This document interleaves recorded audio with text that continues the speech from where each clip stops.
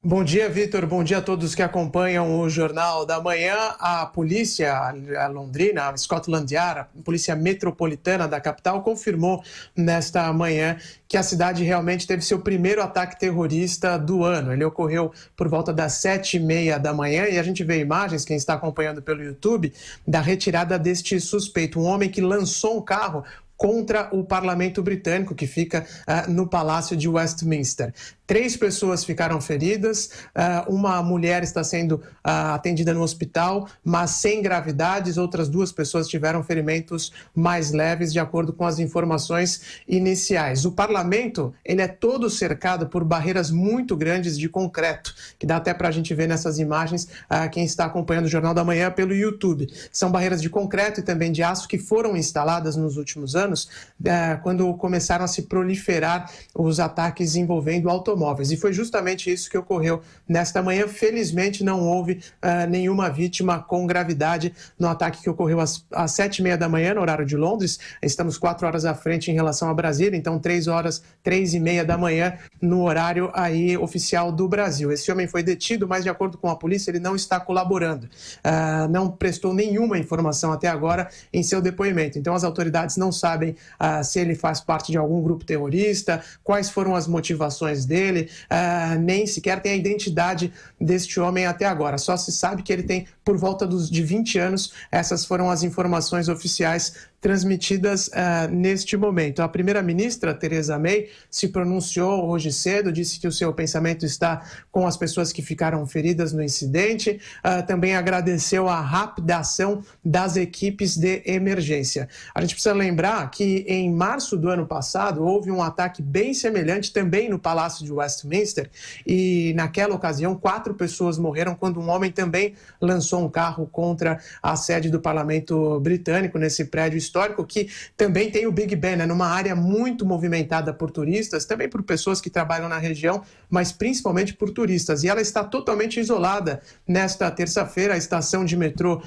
que serve a esse pedaço, ali, a estação de Westminster, desemboca bem na frente do Big Ben, também está fechada, e foi um grande susto para a capital britânica, que, claro, está habituada já aos ataques terroristas, mas sempre fica em alerta quando um incidente como esse ocorre. Foram muitos nos últimos anos e agora o primeiro ataque confirmado oficialmente pelas autoridades no ano de 2018. Esse tipo de ação está mudando até as características aqui da cidade de Londres, porque por onde a gente passa hoje, principalmente pelas pontes, também ocorreram ataques nas pontes da cidade, existem barreiras enormes de concreto, de aço, justamente para evitar que carros sejam lançados contra os pedestres. E essas barreiras impediram um desastre, aí um ataque terrorista ainda maior, com mais vítimas na manhã dessa terça-feira, Vitor. Pois é, depois do atropelamento, então, esse homem se entregou, Ulisses, ou ele foi capturado pela polícia? Ele chegou a tentar suicídio, que isso é muito comum nesses ataques que vêm sendo registrados aí na Europa, né?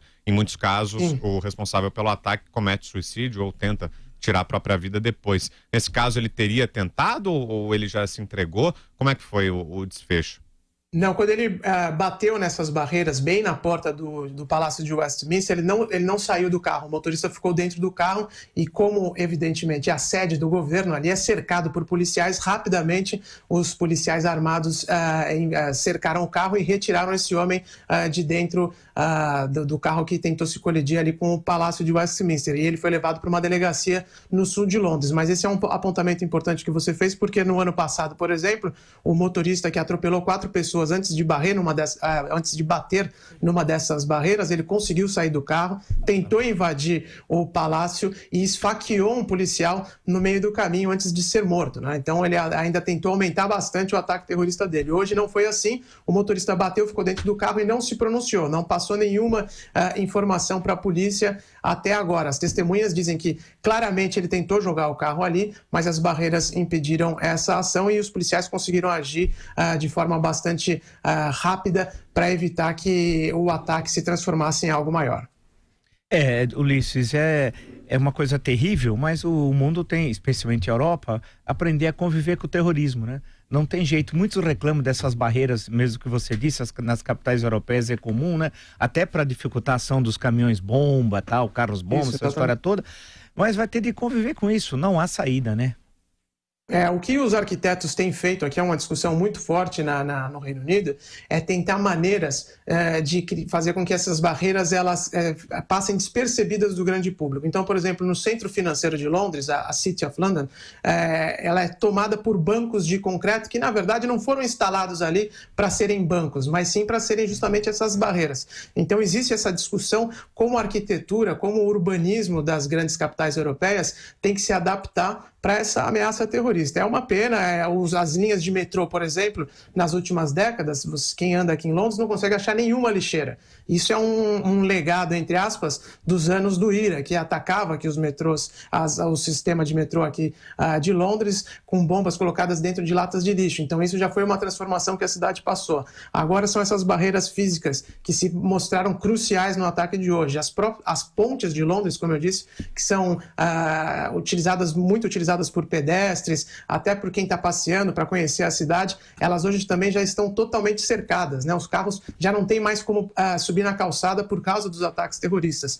Isso tem mudado, sim, a vida aqui no Reino Unido e nas outras cidades da Europa, mas é algo que a população apoia porque tem se mostrado eficaz. Londres sofreu muitos ataques nos últimos meses, mas todos com proporções bem menores do que aconteceu, por exemplo, em 2005, quando a Al-Qaeda fez aquelas ações espetaculares aqui na Europa, né? Então é parte do cotidiano da vida aqui europeia e quem mora por aqui tem que se adaptar mesmo. Ok, aí o Ulisses Neto trazendo pra gente as informações direto de Londres sobre esse atropelamento em frente ao Parlamento Britânico. Ulisses, você volta ainda ao longo da programação com outras informações. Qualquer novidade é só chamar. Um bom trabalho para você. Tá certo, Vitor. Um bom dia a todos os ouvintes do Jornal da Manhã. Daqui a pouco eu volto com mais informações desse ataque aqui na capital britânica.